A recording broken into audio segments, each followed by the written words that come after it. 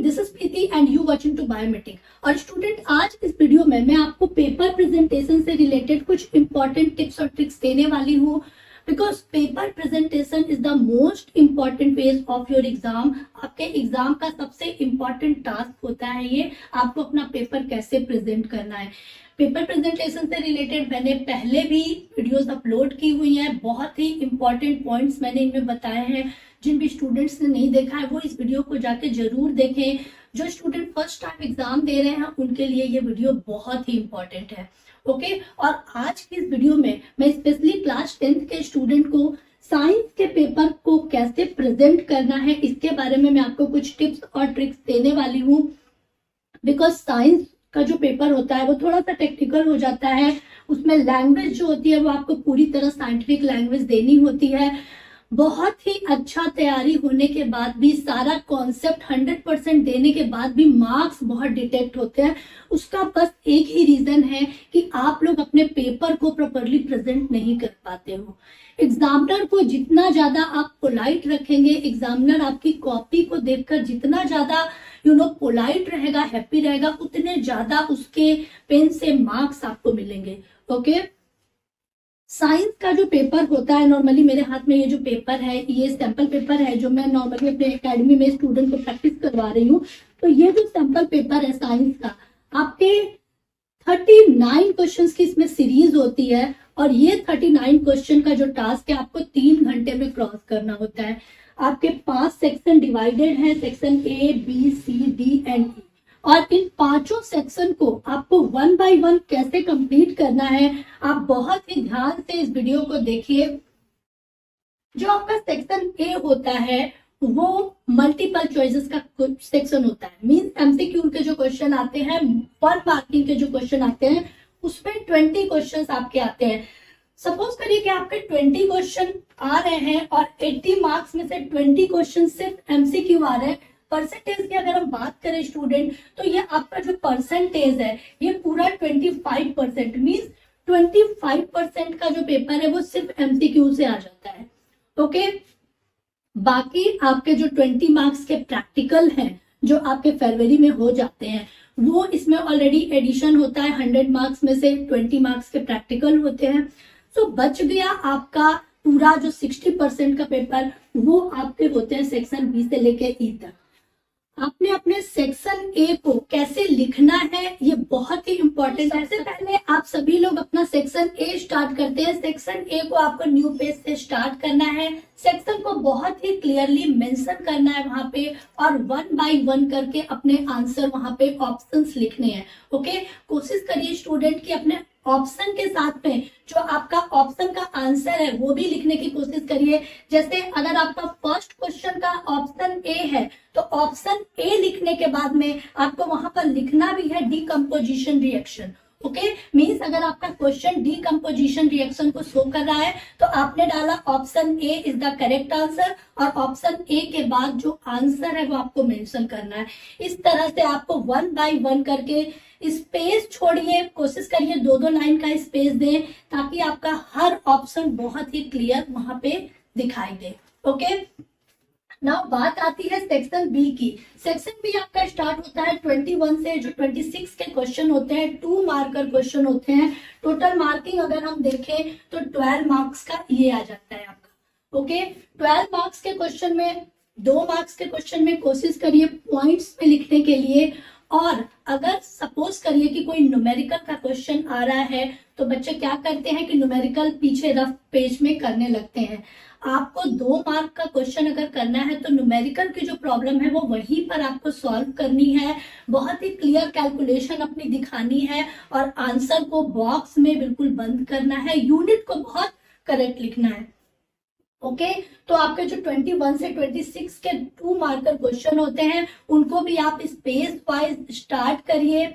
Section wise कर सकते हैं, अगर आपको जो सेक्शन पहले आता है उस सेक्शन से भी स्टार्ट कर सकते हैं, बट कोशिश करिए कि आपने जो सेक्शन उठाया है उस सेक्शन के पहले सारे आंसर आप कवर कर लीजिए, उसके बाद ही नेक्स्ट सेक्शन उठाइए।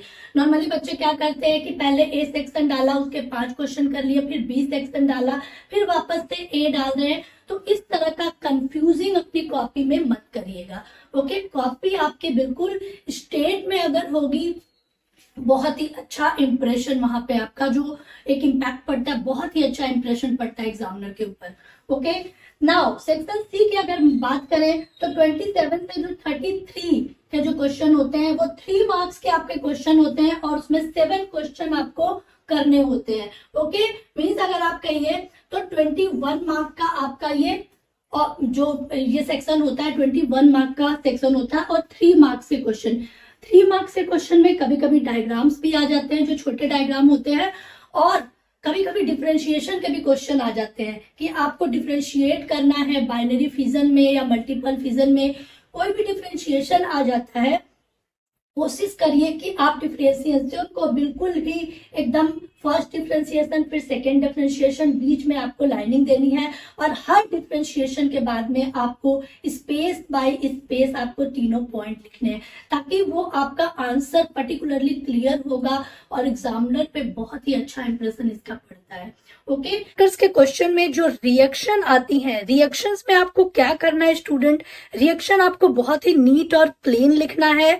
और सपोज करिए कि आपकी ऑक्सीडेशन रिडक्शन रिएक्शन आ गई, मींस आपको रिडॉक्स रिएक्शन वहां पे लिखनी है, तो रिडॉक्स रिएक्शन आप कैसे लिखेंगे, अपनी रिएक्शन को बहुत ही नीट और क्लीन पहले आपको वहां मेंशन करना है।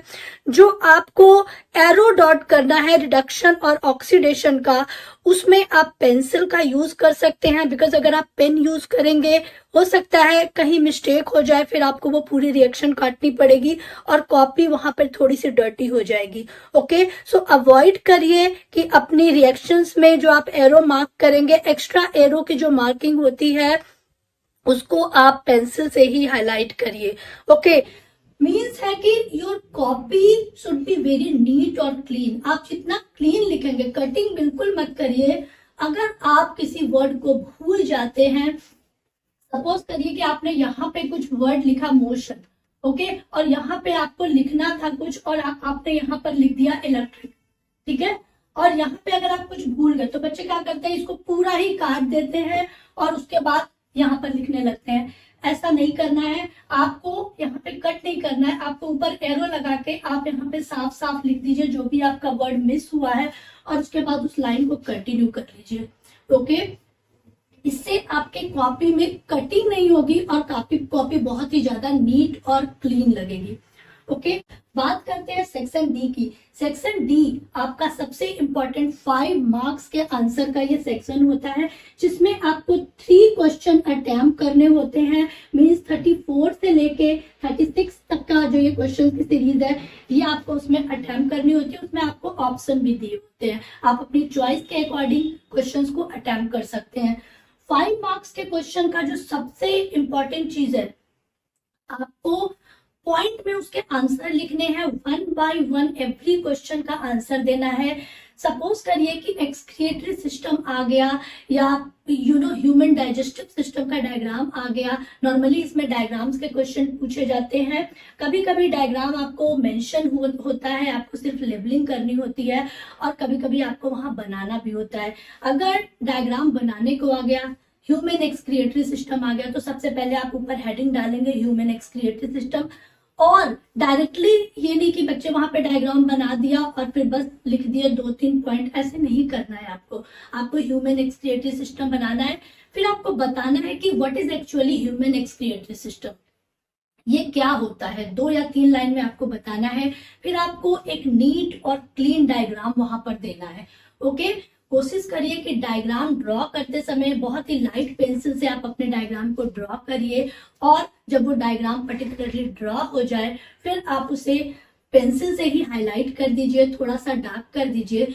जो पार्ट्स मेंशन करने हैं उसको बहुत ही विजिबली शो करना है आपको, और labelling always should be in your right hand side. Labelling को आपको हमेशा राइट हैंड साइड पर वन साइड लेबलिंग करनी है, लेबलिंग को फैलाना नहीं है चारों तरफ से। कोशिश करिए कि अगर आप लेफ्ट हैंड साइड या राइट हैंड साइड भी लेबलिंग कर रहे हैं तो वन साइड लेबलिंग आपको करनी है। एंड एरोज का आपको ध्यान रखना है कि या तो आप सारे एरोज एक साइड रखिए, या इन साइड रखिए, या आउट साइड रखिए। ओके, डायग्राम्स पर बार बार आपको हाथ नहीं मारना है, क्योंकि उससे क्या होता है कि जब आप पेंसिल से शेडिंग देते हैं तो वो पूरा पेज को ब्लैक कर देता है। तो कोशिश करिए डायग्राम बनाने के बाद में उसको बिल्कुल ही फ्री छोड़ दीजिए। डायग्राम्स में जिन भी पॉइंट्स को बोला गया है, उनके फंक्शन को बोला गया है, पर्टिकुलरली 1 बाय 1 करके सारे फंक्शन को क्लियर करना है। जो मेन पॉइंट्स होते हैं वो आपको उसमें डालना है। Then your answer should be completed, तब आपका आंसर वहां पे कंप्लीट हो जाएगा और एग्जामिनर देखते ही मार्क्स देगा ही देगा। इसके रे डायग्राम बनाने के लिए आते हैं, तो रे डायग्राम का जो टॉपिक है उसमें कोशिश करिए कि आप कंपास का यूज करें। नॉर्मली बच्चे क्या करते हैं, हाथ से ही डायग्राम बना देते हैं, मींस कॉनकेव लेंस हो या कॉन्वेक्स लेंस हो उसे हाथ से ही ड्रॉ कर देते हैं, जिससे वो डायग्राम बहुत ही ज्यादा क्लियर नहीं दिखता है। कोशिश करिए कंपास से बनाने के लिए, और जो भी आप इंसिडेंट रे या रिफ्लेक्टेड रे बना रहे हैं, फोकस लेंथ जो आप लिख रहे हैं, सेंट्रल पोर्शन लिख रहे हैं, उन सारी चीजों को बहुत ही इक्वली मेंशन करिए। एरोज का प्रॉपरली ध्यान रखिए। आपका डायग्राम बहुत ही क्लीन लगना चाहिए। जो भी आप उसमें मेंशन कर रहे हैं वो सारी चीजें बहुत ही नीट और क्लीन लगनी चाहिए।